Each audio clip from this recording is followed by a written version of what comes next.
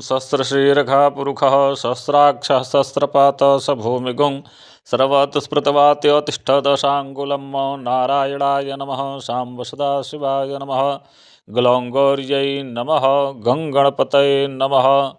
समस्त गुरुजनों को प्रणाम, समस्त आचार्यों को प्रणाम, समस्त इष्ट मित्रों को बहुत बहुत साधुवाद। वह हमारे साधु संत महात्मा जो रस ज्ञान रखते हैं और इसके माध्यम से समाज की सेवा करते हैं, उन्हें हम कोटि कोटि प्रणाम करते हैं। एक शब्द है, एक सूक्ति है जो हमारे साधु संतों के द्वारा उद्धृत हुई है, जिसको एक सूक्त था वो तोरस मोरस गंधक पारा।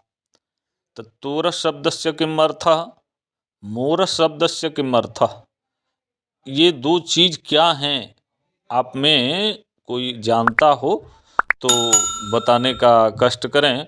वैसे तो मैं इस विषय को अच्छी तरीके से जानता हूँ। हमारे एक भाई ने कमेंट के माध्यम से पूछा था कि क्या आप इस क्रिया को करते हैं। तो भाई मेरे बारे में मैं क्या बताऊं, आप अपने बारे में देखें और इस ग्रंथ से जितना लाभ ले सकते हैं उतना आप इस ग्रंथ से लाभ लें। रह गई बात आगे के समय में जब प्रैक्टिकल हम शुरू करेंगे तो हमारा सब्जेक्ट प्रथम यही रहेगा, तोरस मोरस गंधक पारा। ये ग्रंथ को प्रारंभ करते हैं। पिछले पृष्ठ में जो बताया गया था उसको आगे बढ़ाते हैं कि नागपत्र जो है, नागपत्र पे उसको लेपन करने की बात थी। फिर पुटितम, उसको पकाना था। तो कितनी बार, तो खट पाचने कांचनम, अर्थात 6 बार उसको पकाया जाए तो वो कांचन में परिणित होती है। इसमें कोई भी संदेह नहीं है। तो नाग अर्थात शीशे का गोल्ड बनाने की बात यहाँ पे हो रही थी। फिर आगे कहते हैं, आइए कहते हैं, हारम कंकड़ मुद्रिका विरचितम नागार्जुने न भावितम। कहने का तात्पर्य है कि कहना चाहते हैं हमारे रसाचार्य कि आप हार बना लीजिए, अंगूठी बना लीजिए, सेली वगैरह जो भी आप चाहें वो सामग्री आप बना सकते हैं। तो नागार्जुने न भावितम, इस विधि को नागार्जुन जी ने कहा है। तो कहते हैं, तार ताम्रस्तुधः अधः श्रुत कुटिल समन्वितम। बात को समझिएगा।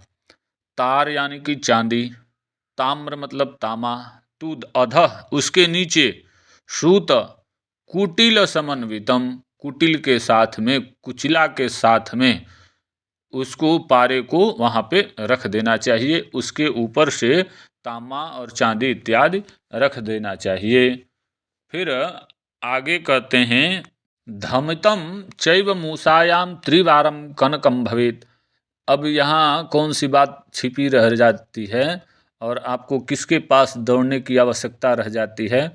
धमितम चैव मूसायाम त्रिवारम कनकम भवेत, अर्थात 3 बार उसको पुटपाक कर दिया जाए तो वो जो चांदी होगी, वो जो तांबा होगा, वो जो पारा होगा, वो कुचला के प्रभाव से 3 बार करने से, पुटपाक करने से वो कांचन में परिणित हो जाती है। इसमें कहाँ संदेह रह गया। यहाँ से एक विधि और प्रारंभ की जा रही है। तस्तु कम दरदम कम कृष्माकम कुष्टा हेम गैरिकम पाटकम चैव रसकम च मनशीला एतानि समभागानि हंसपादी वरानने। बात को समझें। यहाँ दरद, कृष्माकम, कुष्ठा, हेमगैरिकम, पाटकम, चैव रसकम, रसक, ये सब सामग्रियां हैं। मनशीला, मनशील आप जानते ही हैं। एतानि समभागानि हंसपादी वरानने, भगवती से भगवान भोलेनाथ कहते हैं। ये अति गुप्त विधि है, इसको हम ज़्यादा विस्तार देना नहीं चाहेंगे, आप इसको समझेंगे। सुरदानी जले नैव मूत्रवर्गे पृथक पृथक इन सब चीज़ों को अलग अलग कायम करने की बात है, उसको शुद्ध करने की बात है। जल मतलब कि मूत्र वर्ग से ये शुद्ध हो जाती हैं। मासमेकं प्रयत्नेन दोलायंत्रेण पाचयेत, 1 महीने पर्यंत इसकी शुद्धि करके दोला यंत्र के माध्यम से इन सबको आपस में खरल करते हुए पचाना चाहिए। पाचितो घृत ये त्रैव शुल्वपत्राणि लेपयेत, अर्थात जब वह पुटपाक तैयार हो जाए तो शुल्वपत्राणि पाचितो धृत्ये त्रैव शुल्वपत्राणि, 3 गुने जितना है उससे 3 गुना शुल्वपत्र अर्थात कि तांबे का पतरा लेके उसके ऊपर इसको लपेट दें। शुल्वपत्राणि लेपयेत, उसको लपेट दें।